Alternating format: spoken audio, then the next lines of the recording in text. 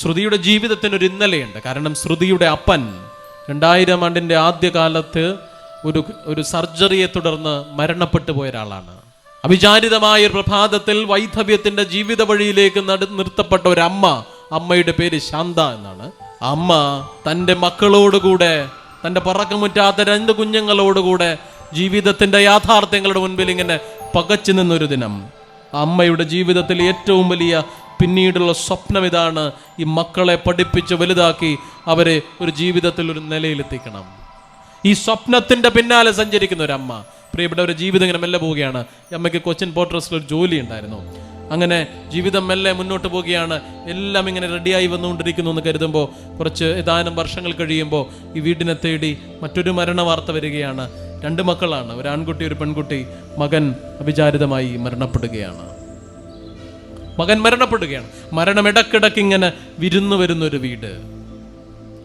പ്രിയപ്പെട്ടവരെ, ഈ അമ്മ വല്ലാതെ ജീവിതത്തിന്റെ സഹനത്തിന്റെ തീച്ചൂളയിലാണ്. പിന്നീട് അങ്ങോട്ടുള്ള എല്ലാ സ്വപ്നവും പ്രാർത്ഥനയും ഈ മകൾക്ക് വേണ്ടിയിട്ടാണ്. അവള് ജീവിതത്തിൽ ഒരു നിലയിലെത്തണം എന്ന വലിയ ആഗ്രഹത്തിന്റെ മീതെയാണ്. അവൾ പഠിച്ചു, ശ്രുതി പഠിച്ചു, അവൾ MBA ചെയ്തു, ഒരു മൾട്ടിനാഷണൽ കമ്പനിയിൽ ജോലി കിട്ടി. അവൾക്ക് അനേകം വിവാഹാലോചനകളൊക്കെ വന്നു.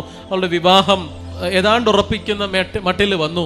സെപ്റ്റംബർ മാസത്തിൽ അവളുടെ വിവാഹത്തിന് വേണ്ടിയുള്ള ഒരുക്കങ്ങളൊക്കെ ഇങ്ങനെ നടന്നുകൊണ്ടിരിക്കുന്ന ഒരു സമയം, പ്രിയപ്പെട്ടവരെ, ശ്രുതിക്ക് പെട്ടെന്നൊരു പനി വരികയാണ്.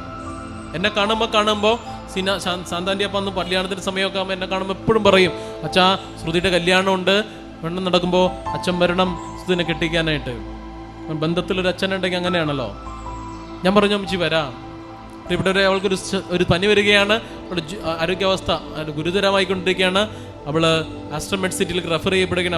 അവിടെയും അവള് മരുന്നുകളോട് പ്രതികരിക്കാതെ അവൾ മരണപ്പെടുമെന്ന് ഡോക്ടർമാർ പറഞ്ഞ ഒരു സന്ദർഭത്തിലാണ് ഞാൻ അവിടെ ചെല്ലുന്നത്. ഞാൻ ആസ്റ്റർ മെഡ് സിറ്റിയിലെ വെന്റിലേറ്ററിന്റെ സഹായത്തോടുള്ള കിടക്കുന്നിടത്ത് അവളെ ചെന്ന് കണ്ടവൾക്ക് വേണ്ടി പ്രാർത്ഥിച്ച്, പ്രിയപ്പെട്ടവരെ, പുറത്തേക്ക് ഇറങ്ങുമ്പോൾ അവിടെ ആ ലോബിയിൽ നിങ്ങളൊക്കെ കണ്ടിട്ടുണ്ടാകും, ഒരു കറുത്ത സോഫകളൊക്കെ ഒരുപാട് ഇട്ടിരിക്കുന്ന സ്ഥലത്ത് ഒരു മൂലക്കിൽ ശാന്താൻ്റെ ഇങ്ങനെ നിൽക്കുകയാണ്. ഈ അമ്മ ഇങ്ങനെ നിൽക്കുകയാണ്. പ്രിയപ്പെട്ടവരെ, ഒരു വലിയ സങ്കടത്തിന്റെ തീക്കടലിൽ നിൽക്കുന്ന ഒരു അമ്മയാണത്. എനിക്ക് നല്ല ഉറപ്പുണ്ടായിരുന്നു, മനുഷ്യന് ഈ ലോകത്ത് പറയാൻ സാധിക്കുന്ന ഒരാശ്വാസത്തിന്റെ വാക്കുകൊണ്ടും ആശ്വസിപ്പിക്കാനാവാത്ര അത്രമേലഗാധമായ വലിയ സഹനാനുഭവത്തിന്റെ തീച്ചൂളയിൽ നിൽക്കുന്ന ഒരമ്മ. അമ്മയെ എന്ത് വാക്ക് പറഞ്ഞ് ആശ്വസിപ്പിക്കുക,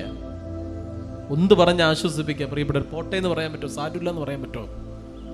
തൻ്റെ പ്രിയപ്പെട്ട ഭർത്താവ് മരിച്ചു, പിന്നെ ജീവിച്ചത് മുഴുവൻ മക്കൾക്ക് വേണ്ടി. മകൻ മരണപ്പെട്ടു, ഇതാ മകൾ മരിക്കും എന്ന് ഡോക്ടർമാര് പറഞ്ഞൊരു വാർത്തയുടെ ഞെട്ടലിന്റെ മുൻപിൽ നിൽക്കുന്ന ഒരു അമ്മയാണത്. വല്ലാത്ത സഹനത്തിന്റെ തീച്ചൂളയിൽ നിൽക്കുന്ന ഒരു അമ്മ. പ്രിയപ്പെട്ടവരെ, എനിക്ക് ഉറപ്പുണ്ടായിരുന്നു, പറഞ്ഞ് ആശ്വസിപ്പിക്കാൻ പറ്റില്ല. ഞാൻ ശാന്താൻ്റെ ഇങ്ങനെ ചേർത്ത് പിടിച്ചൊന്ന് ചുംബിച്ചു, ഒന്നും പറഞ്ഞില്ല. പ്രിയപ്പെട്ടവരെ, അപ്പോ ആ അമ്മ എന്നെ അത്ഭുതപ്പെടുത്തുന്ന ഒരു മറുപടി എന്നോട് പറഞ്ഞു. ആ അമ്മ പറഞ്ഞു. അമ്മ എന്നോട് പറഞ്ഞു, അച്ഛാ, കഴിഞ്ഞ 29 വർഷമായി എൻ്റെ കർത്താവ് എന്നെ ഏൽപ്പിച്ച ഒരു മോളാണ് ഈ കടന്നു പോകാൻ പോകുന്നത്.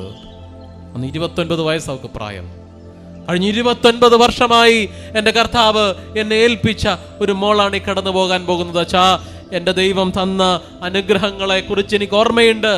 എൻ്റെ ജീവിതത്തിൻ്റെ ഈ സഹനത്തിൻ്റെ അനുഭവത്തിൽ എൻ്റെ കർത്താവ് അങ്ങനെയാണ് ആഗ്രഹിക്കുന്നതെങ്കിൽ അച്ഛ, ഒരു കാര്യം മാത്രം പ്രാർത്ഥിച്ചാൽ മതി, എൻ്റെ മോള് സമാധാനത്തോടെ മടങ്ങിപ്പോകാൻ. സമാധാനത്തോടെ മടങ്ങി പോകാൻ വേണ്ടി മാത്രം പ്രാർത്ഥിച്ചാൽ മതി. പ്രിയപ്പെട്ടവരെ, ഈ അമ്മയുടെ വിശ്വാസമില്ലേ, ഈ അമ്മയുടെ വിശ്വാസത്തിനൊരു മാറ്റില്ലേ? കേവലമായ ചില ഭൗതിക സമൃദ്ധികളെ പ്രതിയല്ല ഈ അമ്മ തൻ്റെ ജീവിതത്തിൽ മുന്നോട്ട് പോകുന്നത്. ഈ അമ്മ തൻ്റെ ജീവിതത്തിൽ മുന്നോട്ട് പോകുന്നത്, വിശ്വാസത്തിൽ നിലനിൽക്കുന്നത് എന്തെങ്കിലും കിട്ടുമെന്നുള്ള ഭൗതികമായ കേവല ചിന്തയുടെ മീതെയല്ല. പിന്നെ എന്താ? എൻ്റെ ദൈവം എനിക്ക് വേണ്ടി ഒരുക്കുന്ന എല്ലാ കാര്യവും സഹനവും നന്മയായി മാറും എന്ന ബോധ്യമാണ്. റോമ 8:28 ദൈവത്തെ സ്നേഹിക്കുന്നവർക്ക്, അവിടുത്തെ കൽപ്പനയനുസരിച്ച് ജീവിക്കുന്നവർക്ക് അവിടുന്ന് സകലതും നന്മയ്ക്കായി മാറ്റും.